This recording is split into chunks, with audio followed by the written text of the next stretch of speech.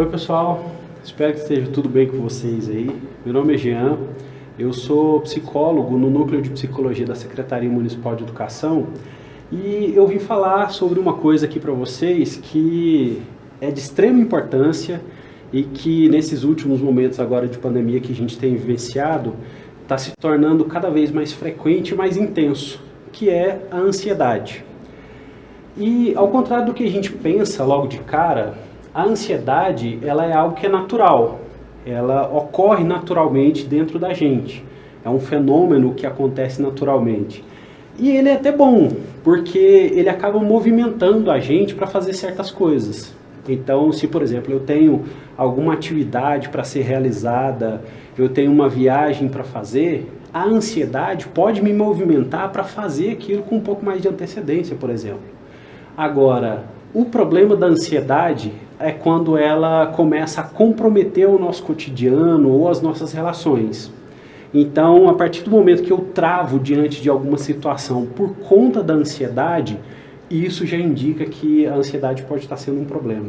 Então, nesse sentido, eu estou aqui para falar para vocês justamente sobre a ansiedade, de como é que ela pode nos ajudar e como é que ela pode até atrapalhar também, quais são os sinais de alerta para a gente despertar, para buscar um tratamento, buscar um acompanhamento. Para a gente começar a entender melhor o que é essa história da ansiedade, eu queria dizer para vocês de alguns dos sintomas que normalmente acontecem.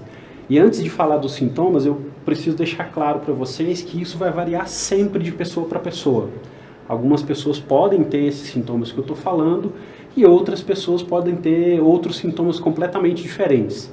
Então, por exemplo, a ansiedade ela pode aparecer num sentido ruim, num sentido patológico, a partir, por exemplo, do momento que a gente se trava, né, diante das situações. Ela pode aparecer também como uma dor de cabeça, uma dor do estômago, ela pode começar a trazer, por exemplo, falta de ar. Então, tem alguns sintomas, algumas questões que podem aparecer, tanto emocionalmente quanto fisicamente na gente. Então, a partir desses sintomas, aqui a gente precisa começar a tomar cuidado. Então, a fraqueza, a mudança do apetite para mais ou para menos. Então, tudo isso pode ser sinal de que a ansiedade pode estar começando a tomar conta. Então, a ideia é prestar atenção. Autoconhecimento é extremamente importante para a gente poder começar a identificar tanto a ansiedade quanto outras questões também. Outro detalhe que a gente precisa observar é que, para os casos mais graves da ansiedade, ela pode, inclusive, gerar algumas crises, que são as crises de ansiedade. Essas crises, elas podem ter alterações, por exemplo, no ritmo cardíaco, normalmente aumenta muito o ritmo cardíaco, a respiração fica curta, a gente não consegue encher o pulmão por mais que a gente respire fundo. Então a gente precisa desse up a mais na respiração. Então, pessoal, mais um dos sintomas que a ansiedade no nível patológico pode apresentar é a falta de ar, a tremedeira e, como eu falei anteriormente, a taquicardia, ela sempre está muito presente. Então, esse movimento acelerado do coração é mais um dos indicativos que a gente tem em relação à ansiedade. Isso quando a gente está falando de crise, tá? E tem um outro detalhe também em relação à ansiedade, que é quando ela já passa para um nível ainda mais grave, que é o transtorno de ansiedade generalizada. Nesse nível já é um transtorno instalado, que a pessoa vai passar a se preocupar excessivamente com coisas do cotidiano. Então, o simples fato de sair de casa para trabalhar já gera um nível de ansiedade tão grande que a pessoa começa a sentir esses sintomas que eu acabei de falar para vocês sobre a crise de ansiedade. E outras questões também, o fato de trabalhar ou de ter que lidar com questões do trabalho, o fato de lidar com questões familiares, ou seja, questões do cotidiano, questões que normalmente a gente lida todos os dias, vão elevar o nosso nível de ansiedade e aí pode ser o caso do diagnóstico de um transtorno generalizado, de um transtorno de ansiedade generalizada. E quando chega nesse sentido, nesse nível, E até mesmo dependendo do caso aí, se a pessoa estiver tendo muitas crises de ansiedade, talvez seja necessário a introdução de uma medicação, atividades físicas. Então tem muitas coisas que a gente pode fazer para que a gente consiga diminuir esses níveis de ansiedade.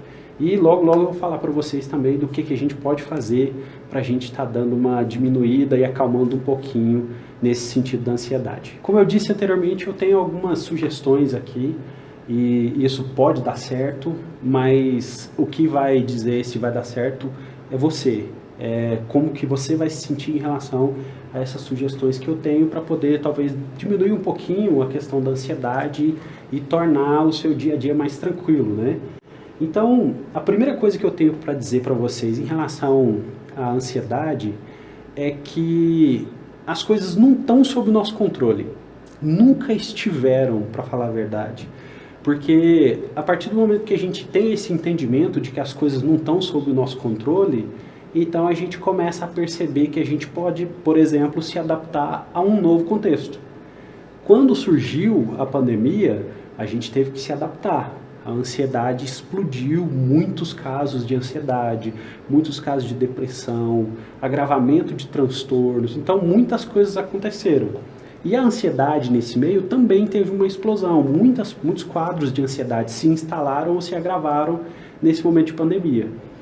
Então a partir do momento que a gente não tem esse controle do nosso cotidiano e a gente toma consciência disso, a gente pode trabalhar em dois sentidos. O primeiro, que às vezes a gente se desespera um pouco e a ansiedade estoura, que é justamente esse de pensar, e agora? Como é que vai funcionar as coisas? Só que quando eu entendo que nada está sob o meu controle total, que algumas partes do meu cotidiano, algumas partes da minha ação estão sob o meu controle, e sobre essas partes desse cotidiano é que eu posso agir, então isso pode me trazer mais tranquilidade, porque se ao longo da vida eu vim me adaptando a todo esse contexto que me foi apresentado, qualquer momento que surgir, seja de pandemia, seja de um novo trabalho, seja de uma nova ação dentro do trabalho, eu vou estar mais tranquilo, porque aquilo ali já é algo que aconteceu anteriormente. Ou seja, o novo que eu precisava lidar em algum momento no passado eu já lidei. Então, a partir desse momento que eu percebo que as coisas não estão sob o meu controle, eu posso também entender que eu já fiz isso anteriormente e isso pode ficar mais natural para eu conseguir lidar, certo? Então, a exemplo disso, eu não defino quais são os horários que eu vou trabalhar. O que define os horários que eu vou trabalhar é o meu cotidiano. Às vezes eu tenho que chegar mais cedo para executar uma determinada tarefa, às vezes eu saio mais tarde, às vezes eu tenho que deslocar o meu horário de almoço. Então tudo isso não está sob o meu controle plenamente. São coisas que eu preciso lidar no cotidiano. Então, internalizando que as coisas não estão sob o meu controle total, eu consigo perceber também que eu posso agir em determinados pontos. Aquilo que está sob o meu controle, eu posso agir, posso, digamos assim, me sentir mais tranquilo, porque esse controle, pelo menos, eu estou consciente de que eu tenho. Para continuar, eu queria falar com vocês sobre uma outra questão que tem influenciado muito em como a gente está lidando com a nossa ansiedade e principalmente algo que tem aumentado muito a nossa ansiedade. A gente tem vivenciado um fenômeno em relação às informações que a gente não tinha no passado.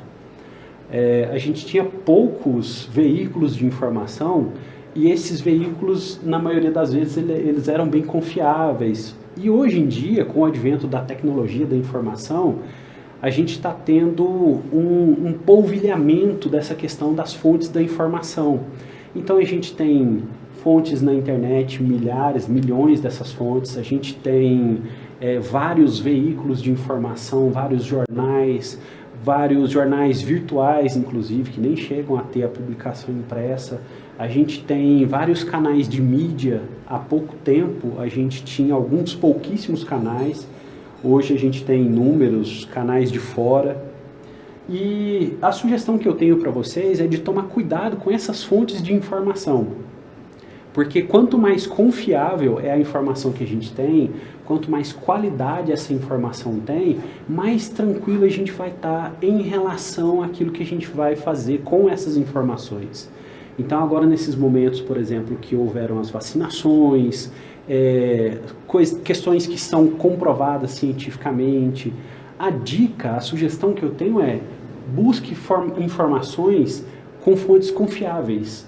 Então, buscar informações, por exemplo, no Ministério da Saúde, buscar informações, por exemplo, na Organização Mundial da Saúde, buscar informações de jornais confiáveis que têm um histórico de pesquisa e de fundamentação das notícias. E também até diminuir um pouquinho, às vezes a gente precisa dar um tempo para a gente conseguir elaborar aquilo que está acontecendo no nosso cotidiano, para que a gente não trave de novo.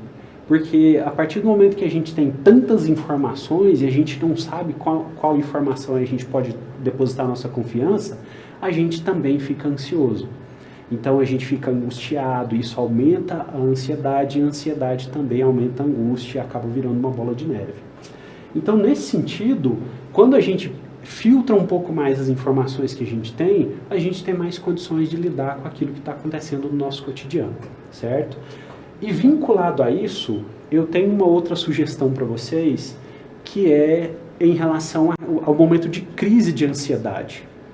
Quando a gente está num momento de crise de ansiedade, ou que a gente percebe que uma pessoa está num momento de crise de ansiedade, com aqueles sintomas que eu falei para vocês em outra oportunidade, então tem algumas coisas que a gente pode fazer para ajudar alguém ou para que a gente consiga se ajudar minimamente.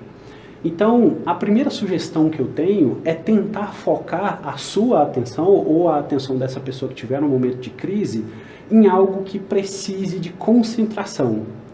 Então, tentar lembrar de uma letra de uma música, por exemplo, pode parecer estranho, mas isso faz com que a gente desvie o nosso pensamento daquele momento de ansiedade, porque a gente só vai estar pensando em respirar melhor, que o coração da gente está disparado, que a gente está suando, que tem um monte de coisas acontecendo, a gente sente uma sensação de morte às vezes. Então, se a gente consegue desviar a nossa atenção ou a atenção daquela pessoa que está em crise para uma outra coisa, a tendência é a gente conseguir diminuir o ritmo cardíaco, regular a respiração. Então, tudo isso favorece para que aquela pessoa saia do momento de crise. Pode ser lembrar da letra de uma música, de um poema que gosta, se a pessoa tem, por exemplo, uma conexão boa com a religiosidade, você sabe, ou a sua conexão com a religiosidade, lembrar de uma oração, de um cântico, alguma coisa assim. Porque aquilo ali vai te conectar com outra coisa que não seja os sintomas que você está tendo da ansiedade, certo? Então, para a gente fechar, eu quero dizer para vocês que é o seguinte: não tem receita pronta. Para uma pessoa pode funcionar super bem essa questão de lembrar de uma música, ou lembrar de uma letra de um texto, alguma coisa assim. Para outras pode não funcionar tão bem. Para algumas pessoas, elas preferem ficar quietinhas no canto dela até aquilo ali passar. Para outras, já precisa de uma interação, já precisa pegar e levar essa pessoa para um local diferente. Mas o que eu quero deixar frisado é: não tem receita. Aí isso está ligado a outra, que eu diria que é a minha sugestão final aqui, que é em relação ao autoconhecimento. Eu, de certa forma, valorizo aqui a profissão da psicologia, e isso é muito bom que seja feito mesmo, porque eu acho que a gente pode ajudar de algumas formas, mas principalmente nessa questão relativa ao autoconhecimento, porque quanto mais você se conhece, mais difícil é de você entrar em uma crise. E quando você entra numa crise, mais fácil é de você sair dela. Então, buscar o autoconhecimento não precisa ser só com um psicólogo, não precisa ser só nesse campo da psicologia, mas pode ser em relação à religiosidade, se você for uma pessoa religiosa, pode ser em relação a, por exemplo, praticar um esporte, pode ser a meditação, ou seja, não tem receita pronta. Busque se conhecer, porque dessa forma você vai estar conseguindo afastar não só a ansiedade, mas muitas outras questões também que podem nos travar no nosso cotidiano, como depressão, transtornos compulsivos, transtornos relacionados ao abuso de drogas, ao abuso de bebida, enfim, uma infinidade de coisas. Então a sugestão é essa: cuidem-se, conheçam-se, e busquem cada vez mais se relacionar com outras pessoas, porque isso também ajuda a você a se conhecer. beleza? Agradeço a oportunidade e logo a gente está aí de volta. Tchau, tchau.